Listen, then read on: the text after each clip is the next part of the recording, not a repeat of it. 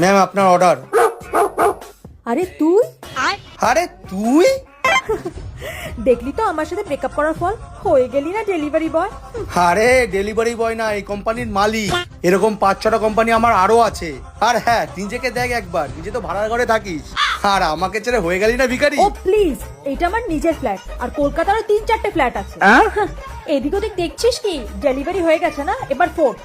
দাঁড়িয়ে কি আছিস? ফোট ফোট। আরে হ্যাঁ হ্যাঁ যাচ্ছি, তোর সাথে মুখ লেগে কি কোটিপতি হবো। কিরে কোথায় মরলি? আমার খাবারটা দিবি না নাকি? আসছি দাদা বাবু। কি ভুল করলাম আমি, এত বড় কোম্পানির একটা মালিক হয়ে গেল আমি কাজ যাচ্ছি। হ্যালো, হ্যাঁ, কোথায় পড়ে আছিস তুই?